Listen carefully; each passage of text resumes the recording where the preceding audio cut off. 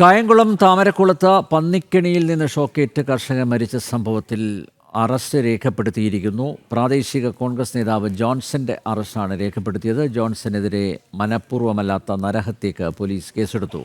ജോൺസന്റെ പറമ്പിൽ സ്ഥാപിച്ച പന്നിക്കെണിയിൽ നിന്നാണ് കർഷകന് ഷോക്കേറ്റത്. സുധീഷ് ഗോപാൽ ചേരുന്നു. സുധീഷ്, വിശദാംശങ്ങൾ.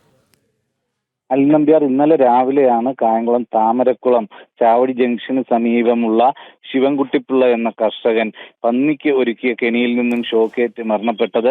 ഇതുമായി ബന്ധപ്പെട്ടാണ് ഇപ്പോൾ പ്രദേശവാസി അയൽവാസിയുമായ കോൺഗ്രസ് നേതാവ് കൂടിയായ ജോൺസൺ, ചാരുവിള ജോൺസൺ എന്ന ആളെ ഇപ്പോൾ നൂർനാട് പോലീസ് അറസ്റ്റ് ചെയ്തിട്ടുള്ളത്. ഇന്നലെ വൈകിട്ട് തന്നെ ഇദ്ദേഹത്തെ കസ്റ്റഡിയിൽ എടുത്തിരുന്നു.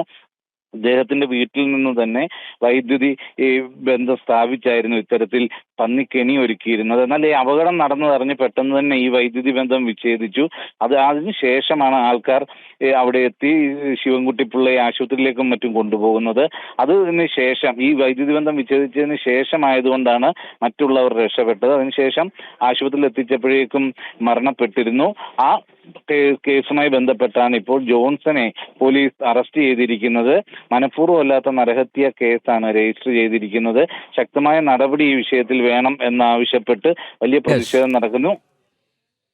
കായംകുളം താമരക്കുളത്ത് പന്നിക്കെണിയിൽ നിന്ന് ഷോക്കേറ്റ് കർഷകൻ മരിച്ച സംഭവത്തിൽ അറസ്റ്റ് രേഖപ്പെടുത്തി. പ്രാദേശിക കോൺഗ്രസ് നേതാവ് ജോൺസന്റെ അറസ്റ്റാണ് രേഖപ്പെടുത്തിയത്. ജോൺസനെതിരെ മനഃപൂർവ്വമല്ലാത്ത നരഹത്യക്കാണ് പോലീസ് കേസെടുത്തത്. സുധീഷ് ഗോപാലാണ് വിവരങ്ങൾ നൽകിയത്.